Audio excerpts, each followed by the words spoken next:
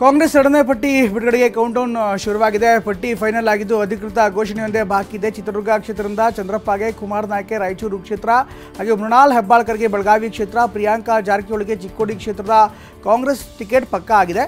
ಇನ್ನು ಬಾಗಲಕೋಟೆ ಕ್ಷೇತ್ರದಿಂದ ಸಂಯುಕ್ತ ಶಿವಾನಂದ ಪಾಟೀಲ್, ಧಾರವಾಡ ಕ್ಷೇತ್ರದಿಂದ ವಿನೋದ್ ಅಸೋಟಿ, ಕೊಪ್ಪಳ ಕ್ಷೇತ್ರದಿಂದ ರಾಜಶೇಖರ್ ಹಿಟ್ನಾಳ್, ಕಲಬುರಗಿಯಿಂದ ರಾಧಾಕೃಷ್ಣ ದೊಡ್ಡಮನಿಗೆ ಟಿಕೆಟ್ ಕನ್ಫರ್ಮ್ ಆಗಿದೆ. ಬೀದರ್ದಿಂದ ಸಾಗರ್ ಖಂಡ್ರೆ, ದಕ್ಷಿಣ ಕನ್ನಡದಿಂದ ಪದ್ಮರಾಜ್, ಕೊಡಗು ಕ್ಷೇತ್ರದಿಂದ ಮೈಸೂರು ಕೊಡಗು ಕ್ಷೇತ್ರದಿಂದ ಲಕ್ಷ್ಮಣ್ಗೆ ಟಿಕೆಟ್ ಫೈನಲ್ ಆಗಿದೆ ಎನ್ನಲಾಗ್ತಾ ಇದೆ. ಬೆಂಗಳೂರು ದಕ್ಷಿಣ ಕ್ಷೇತ್ರದಿಂದ ಸೌಮ್ಯ ರೆಡ್ಡಿ, ಬೆಂಗಳೂರು ಕೇಂದ್ರದಿಂದ ಮನ್ಸೂರ್ ಅಲಿ ಖಾನ್, ಬೆಂಗಳೂರು ಉತ್ತರ ಕ್ಷೇತ್ರದಿಂದ ಪ್ರೊಫೆಸರ್ ರಾಜೀವ್ ಗೌಡ, ಉತ್ತರ ಕನ್ನಡದಿಂದ ಅಂಜಲಿ ನಿಂಬಾಳ್ಕರ್, ದಾವಣಗೆರೆಯಿಂದ ಡಾಕ್ಟರ್ ಪ್ರಭಾ ಮಲ್ಲಿಕಾರ್ಜುನ್ಗೆ ಟಿಕೆಟ್ ಪಕ್ಕಾ ಆಗಿದೆ. ಇನ್ನು ಕೋಲಾರ, ಚಾಮರಾಜನಗರ, ಚಿಕ್ಕಬಳ್ಳಾಪುರ, ಬಳ್ಳಾರಿ ಕ್ಷೇತ್ರಗಳಿಗೆ ಅಭ್ಯರ್ಥಿಗಳ ಆಯ್ಕೆ ಇನ್ನೂ ಅಂತಿಮವಾಗಿಲ್ಲ ಅನ್ನುವಂಥ ಮಾಹಿತಿ ಲಭ್ಯವಾಗ್ತಾ ಇದೆ. ಮಂಡ್ಯ ಸಂಸದೆ ಸುಮಲತಾ ಅಂಬರೀಶ್ ನಡೆ ಈಗ ತೀವ್ರ ಕುತೂಹಲವನ್ನು ಕೆಳಿಸಿದೆ. ಒಂದು ಕಡೆ ಕುಮಾರಸ್ವಾಮಿ ಟಿಕೆಟ್ ತಮಗೆ ಅಂತ ಹೇಳ್ಕೊಂಡಿದ್ದಾರೆ, ಮತ್ತೊಂದು ಕಡೆಗೆ ಬಿಜೆಪಿ ಹೈಕಮಾಂಡ್ ಬಗ್ಗೆ ನನಗೆ ನಂಬಿಕೆ ಇದೆ ಅಂತ ಸುಮಲತಾ ಹೇಳಿದ್ದಾರೆ. ಹೀಗಾಗಿ ಮಂಡ್ಯ ಮೈತ್ರಿ ಟಿಕೆಟ್ ಹಂಚಿಕೆ ಇನ್ನೂ ಕೂಡ ಗೊಂದಲದ ಗೂಡಾಗಿ ಮಾರ್ಪಟ್ಟಿದೆ. ಹಳೆ ಮೈಸೂರು ಭಾಗದಲ್ಲಿ ಕಾಂಗ್ರೆಸ್ ರಣತಂತ್ರ ರೂಪಿಸ್ತಾ ಇದೆ. ಜೆಡಿಎಸ್ಗೆ ಟಕ್ಕರ್ ಕೊಡೋಕೆ ಪ್ಲಾನ್ ಮಾಡಿದ್ದಾರೆ. ಹಳೆ ಮೈಸೂರು ಭಾಗದಲ್ಲಿ ಜೆಡಿಎಸ್ಗೆ ಅಸ್ತಿತ್ವ ಇಲ್ಲವೆಂದು ಬಿಂಬಿಸಲು ಯತ್ನಿಸ್ತಾ ಇದೆ. ಮೈತ್ರಿಯಲ್ಲಿ ಬಿರುಕು ಮೂಡಿದೆ ಅಂತ ದಳ ಮತ್ತು ಕಾರ್ಯಕರ್ತರಿಗೆ ಗಾಳ ಹಾಕಿದೆ. ಮೈತ್ರಿ ಗೊಂದಲದ ಬಗ್ಗೆ ಹೆಚ್ಚು ಪ್ರಚಾರ ಮಾಡೋದಕ್ಕೆ ಪ್ಲಾನ್ ಮಾಡ್ಕೊಂಡಿದ್ದಾರೆ ಅನ್ನುವಂಥ ಮಾತನ್ನು ಈಗ ಹೇಳಲಾಗ್ತಾ ಇದೆ. ಬಿಜೆಪಿ ವಿರುದ್ಧ ಮತ್ತೊಬ್ಬ ನಾಯಕ ಬಂಡಾಯ ಏಳುವ ಸಾಧ್ಯತೆ ಇದೆ. ಕೊಪ್ಪಳದ ಸಂಸದ ಕರಡಿ ಸಂಗಣ್ಣ ಪಕ್ಷೇತರರಾಗಿ ಸ್ಪರ್ಧೆ ಮಾಡ್ತಾರೆ ಅಂತ ಹೇಳಲಾಗ್ತಾ ಇದೆ. ಟಿಕೆಟ್ ನೀಡೋದಕ್ಕೆ ಸಂಗಣ್ಣ ಬಿಜೆಪಿ ವಿರುದ್ಧ ಅಸಮಾಧಾನ ಹೊರಹಾಕಿದ್ದಾರೆ ಎಂದು ಬೆಂಬಲಿಗರ ಸಭೆಯನ್ನು ಕೂಡ ಕರೆದಿದ್ದಾರೆ. ಮಾಜಿ ಸಿಎಂ ಕುಮಾರಸ್ವಾಮಿ ಕೋಲಾರ ಕ್ಷೇತ್ರದ ಟಿಕೆಟ್ ಹಂಚಿಕೆ ವಿಚಾರವಾಗಿ ಮೇಲುಗೈ ಸಾಧಿಸಿದ್ದಾರೆ. ಬಿಜೆಪಿ ನಾಯಕರು ಕೊನೆಗೂ ಕೋಲಾರ ಕ್ಷೇತ್ರವನ್ನು ಬಿಟ್ಟುಕೊಟ್ಟಿದ್ದಾರೆ. ಕ್ಷೇತ್ರ ಬಿಟ್ಟುಕೊಡುವಂತೆ ಬಿಜೆಪಿ ಪಟ್ಟು ಹಿಡಿದಿತ್ತು. ಈ ನಡೆಗೆ ಕುಮಾರಸ್ವಾಮಿ ತೀವ್ರ ಅಸಮಾಧಾನ ಹೊರಹಾಕಿದ್ದಾರೆ. ಆದ್ರೀಗ ಜೆಡಿಎಸ್ನಲ್ಲಿ ಮಲ್ಲೇಶ್ ಬಾಬು ಕಣಕ್ಕಿಳಿಯುವಂತ ಸಾಧ್ಯತೆ ಇದೆ. ಬಿಜೆಪಿ ಜೆಡಿಎಸ್ ಮೈತ್ರಿಯಲ್ಲಿ ಅಸಮಾಧಾನ ಹೊಗೆದಿದೆ. ಟಿಕೆಟ್ ಹಂಚಿಕೆಯಲ್ಲಿ ವಿಳಂಬ ಧೋರಣೆಗೆ ಎಚ್ಡಿಕೆ ಅಸಮಾಧಾನ ಹೊರಹಾಕಿದ್ದಾರೆ. ಬಿಜೆಪಿ ಚುನಾವಣಾ ಸಭೆಗಳಲ್ಲಿ ಭಾಗವಹಿಸದಂತೆ ಸೂಚನೆ ಕೊಟ್ಟಿದ್ದಾರೆ ತಮ್ಮ ಕಾರ್ಯಕರ್ತರಿಗೆ ಅಂತ ಹೇಳಲಾಗಿದೆ. ಮುಂದಿನ ಸೂಚನೆವರೆಗೂ ಹೋಗದಂತೆ ಎಚ್ಡಿಕೆ ಕಟ್ಟಪ್ಪಣೆ ಹೊರಡಿಸಿದ್ದಾರೆ. ರಾಜಾಜಿನಗರದಲ್ಲಿ ನಿಗದಿಯಾಗಿದ್ದ ಚುನಾವಣಾ ಸಭೆ ಕೂಡ ರದ್ದಾಗಿದೆ. ಮೈತ್ರಿ ಸೀಟು ಹಂಚಿಕೆಯಲ್ಲಿ ಜೆಡಿಎಸ್ ಅಸಮಾಧಾನ ಹಿನ್ನೆಲೆಯಲ್ಲಿ ಬಿಜೆಪಿ ಸಭೆ ನಡೆಸೋಕೆ ಮುಂದಾಗಿದೆ. ಜಂಟಿ ಕೋರ್ ಕಮಿಟಿ ಸಭೆ ನಡೆಸಲು ನಿರ್ಧರಿಸಲಾಗಿದೆ.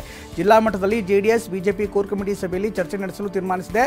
ಜಿಲ್ಲಾ ಮಟ್ಟದ ಕೋರ್ ಕಮಿಟಿ ಸದಸ್ಯರನ್ನ ಸಭೆಗೆ ಆಹ್ವಾನ ಮಾಡಲಾಗಿದೆ. ಬಿಜೆಪಿಯಲ್ಲಿ ಅಸಮಾಧಾನಿತರನ್ನು ತಣಿಸಲು ಪ್ರಯತ್ನ ನಡೆದಿದೆ. ಟಿಕೆಟ್ ವಂಚಿತರ ಜೊತೆಗೆ ಬಿಜೆಪಿ ಹೈಕಮಾಂಡ್ ನಾಯಕರು ಚರ್ಚೆ ನಡೆಸ್ತಾ ಇದ್ದಾರೆ. ಕೆಎಸ್ ಈಶ್ವರಪ್ಪ, ಸಂಗಣ್ಣ ಕರಡಿ, ರಮೇಶ್ ಕತ್ತಿ ಜೊತೆ ಮಾತುಕತೆ ನಡೆಸಿದ್ದಾರೆ. ಅಸಮಾಧಾನಿತ ನಾಯಕರ ಜೊತೆಗೆ ಬಿಎಲ್ ಸಂತೋಷ್ ಮಾತನಾಡಿದ್ದಾರೆ.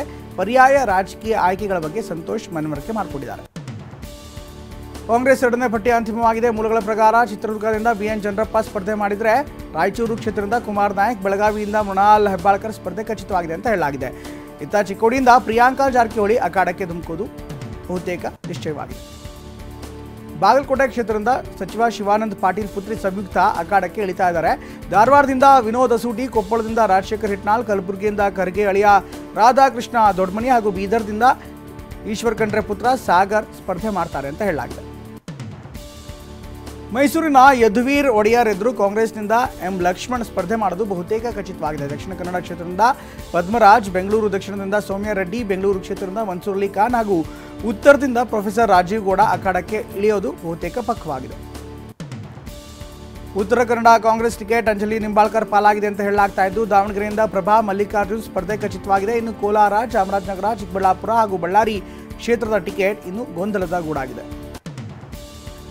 ದಾವಣಗೆರೆ ಬಿಜೆಪಿ ಅಭ್ಯರ್ಥಿ ಗಾಯತ್ರಿ ಸಿದ್ದೇಶ್ವರ್ ಪ್ರಚಾರಕ್ಕೆ ಧುಮುಕಿದ್ದಾರೆ. ಮಾಯಕೊಂಡ ವಿಧಾನಸಭಾ ಕ್ಷೇತ್ರಗಳಲ್ಲಿ ಹಳ್ಳಿಗೆ ಭೇಟಿ ಕೊಡ್ತಾ ಇದ್ದಾರೆ. ನಾರಿ ಶಕ್ತಿಗೆ ಪ್ರಧಾನಿ ಆದ್ಯತೆ ಕೊಡ್ತಾ ಇದ್ದಾರೆ. ಇದರ ಪ್ರತೀಕವಾಗಿ ನನಗೆ ಟಿಕೆಟ್ ನೀಡಿದ್ದಾರೆ ಎಂದು ಪ್ರಚಾರ ಮಾಡ್ತಿದ್ದಾರೆ. ನಾರಿ ಶಕ್ತಿ ಬಲವರ್ಧನೆಗೆ ನನಗೆ ಟಿಕೆಟ್ ಕೊಡಲಾಗಿದೆ ಅಂತ ಹೇಳ್ತಾ ಇದ್ದಾರೆ.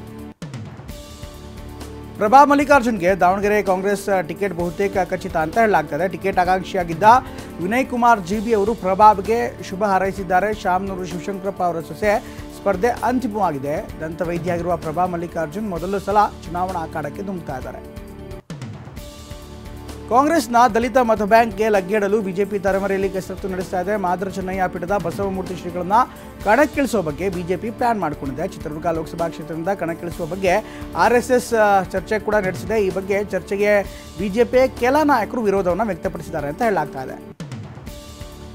ಇಂದು ಜೆಡಿಎಸ್ಗೆ ಪರಿಷತ್ ಸದಸ್ಯ ಮರಿತಿಬ್ಬೇಗೌಡ ರಾಜೀನಾಮೆಯನ್ನು ನೀಡ್ತಾ ಇದ್ದಾರೆ. ಮಧ್ಯಾಹ್ನ 12 ಗಂಟೆಗೆ ಸಭಾಪತಿ ಹೊರಟ್ಟಿಯವರನ್ನ ಭೇಟಿಯಾಗಿ ರಾಜೀನಾಮೆ ಪತ್ರ ಸಲ್ಲಿಕೆ ಮಾಡ್ತಾ ಇದ್ದಾರೆ. ಪರಿಷತ್ ಸದಸ್ಯ ಸ್ಥಾನಕ್ಕೂ ಕೂಡ ರಿಸೈನ್ ಮಾಡ್ತಾ ಇದ್ದಾರೆ. ರಾಜೀನಾಮೆ ಬಳಿಕ ಮರಿತಿಬ್ಬೇಗೌಡ ಕಾಂಗ್ರೆಸ್ ಸೇರುವ ಸಾಧ್ಯತೆ ಇದೆ.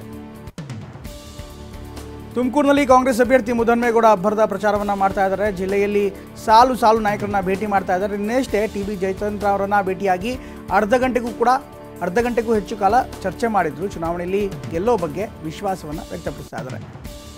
ಲೋಕಸಭಾ ಚುನಾವಣೆಯ ಹೊತ್ತಿನಲ್ಲೇ ಬಿಜೆಪಿಗೆ ಚಿಕ್ಕಬಳ್ಳಾಪುರ ಸಂಸದ ಬಿ.ಎನ್. ಬಚ್ಚೇಗೌಡ ಗುಡ್ ಬೈ ಹೇಳಿದ್ದಾರೆ.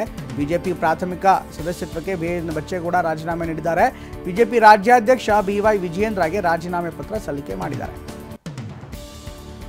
ರಾಜ್ಯದಲ್ಲಿ ಕುರುಡುಕಾಂಚಾಣದ ಕುಣಿತ ಕೂಡ ಜೋರಾಗಿ ನಡೀತಾ ಇದೆ. ಚಿತ್ರದುರ್ಗದಲ್ಲಿ ಮೊಳಕಾಲ್ಮೂರು ಬಳಿ ದಾಖಲೆ ಇಲ್ಲದೆ ಸಾಗಿಸ್ತಾ ಇದ್ದಂಥ 1,60,000 ಹಣ ವಶಕ್ಕೆ ಪಡೆಯಲಾಗಿದೆ. ಬೊಮ್ಮನಕಟ್ಟೆ ಚೆಕ್ ಪೋಸ್ಟ್ ಬಳಿ ಆಂಧ್ರಪ್ರದೇಶದ ಮೂಲದ ತಿಮ್ಮರಾಜು ಎಂಬಾತನಿಂದ ಹಣ ವಶಕ್ಕೆ ಪಡೆಯಲಾಗಿದೆ. ಹಣದ ಮೂಲದ ಬಗ್ಗೆ ಅಧಿಕಾರಿಗಳು ತನಿಖೆಯನ್ನು ಮಾಡ್ತಾ ಇದ್ದಾರೆ. ಬಳ್ಳಾರಿಯಲ್ಲೂ ಚುನಾವಣಾ ಅಧಿಕಾರಿಗಳು ಭರ್ಜರಿ ಭೇಟಿಯಾಡ್ತಿದ್ದಾರೆ. ಇಟ್ಟಿಗೆಹಾಳ್ ಚೆಕ್ ಪೋಸ್ಟ್ನಲ್ಲಿ ದಾಖಲೆ ಇಲ್ಲದೆ ಸಾಗಿಸ್ತಾ ಇದ್ದಂಥ 1.63 ಲಕ್ಷ ಹಣ ಸೀಸ್ ಮಾಡಲಾಗಿದೆ. ಆಭರಣ ವ್ಯಾಪಾರಿ ಮೋಹಿನ್ ಎಂಬಾತನ ಬಳಿ ಹಣ ವಶಕ್ಕೆ ಪಡೆಯಲಾಗಿದೆ. ಕಾರ್ನಲ್ಲಿ ಸಾಗಿಸ್ತಾ ವೇಳೆ ಹಣವನ್ನು ಸೀಸ್ ಮಾಡಲಾಗಿದೆ.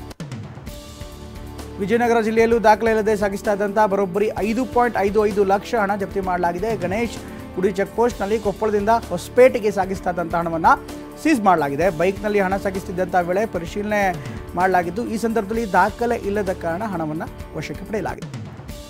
ಮಹಾರಾಷ್ಟ್ರ ರಾಜಕಾರಣದಲ್ಲಿ ಮತ್ತೊಂದು ಬದಲಾವಣೆ ನಡೆದಿದೆ. ಎನ್ಸಿಪಿಯ ಅಜಿತ್ ಪವಾರ್ ಪರಮಾಪ್ತ ಅನಿಸಿಕೊಂಡಿದ್ದಂಥ ಬಜರಂಗ್ ಸೋನೆವಾನ ಶರದ್ ಪವಾರ್ ಬಣ ಸೇರಿದ್ದಾರೆ. ಪುಣೆಯಲ್ಲಿ ನಡೆದ ಕಾರ್ಯಕ್ರಮದಲ್ಲಿ ಶರದ್ ಪವಾರ್ ಮತ್ತು ರಾಜ್ಯಾಧ್ಯಕ್ಷ ಜಯಂತ್ ಪಾಟೀಲ್ ಉಪಸ್ಥಿತರಿದ್ದು, ಮಹಾರಾಷ್ಟ್ರದ ಬೀಡ್ ಜಿಲ್ಲೆಯ ಸೋನ್ವಾನೆ ಕಳೆದ ವರ್ಷ ಎನ್ಸಿಪಿ ವಿಭಜನೆಯಾದಾಗ ಅಜಿತ್ ಪವಾರ್ ಜೊತೆ ಹೋಗಿದ್ದರು. ಬಹುಜನ್ ಸಮಾಜ್ ಪಕ್ಷದಿಂದ ಅಮಾನತುಗೊಂಡಿರುವಂತಹ ಲೋಕಸಭೆ ಸಂಸದ ಡ್ಯಾನಿಶ್ ಅಲಿ ಕಾಂಗ್ರೆಸ್ಗೆ ಸೇರಿದ್ದಾರೆ. ಮಣಿಪುರದಲ್ಲಿ ಕಾಂಗ್ರೆಸ್ ನಾಯಕ ರಾಹುಲ್ ಗಾಂಧಿ ಅವರ ಭಾರತ್ ಜೋಡೋ ನ್ಯಾಯ್ ಯಾತ್ರೆಯಲ್ಲಿ ಭಾಗವಹಿಸುವ ಮೂಲಕ ಡ್ಯಾನಿಶ್ ಅಲಿ ಈಗ ಕಾಂಗ್ರೆಸ್ ಸೇರ್ಪಡೆಯಾಗಿದ್ದಾರೆ. ಈ ಹಿಂದೆ ಪಕ್ಷ ವಿರೋಧಿ ಚಟುವಟಿಕೆಗಳ ಕಾರಣದಿಂದ ಬಿಎಸ್ಪಿಯಿಂದ ಅಮಾನತುಗೊಂಡಿದ್ದರು. ತ್ರಿಪುರಾ ರಾಜ್ಯದಲ್ಲಿ ಲೋಕಸಭೆ ಕಾವು ಜೋರಾಗಿದೆ. ಸಿಎಂ ಡಾಕ್ಟರ್ ಮಾಣಿಕ್ ಪ್ರಚಾರ ಕಾರ್ಯ ಆರಂಭಿಸಿದ್ದಾರೆ.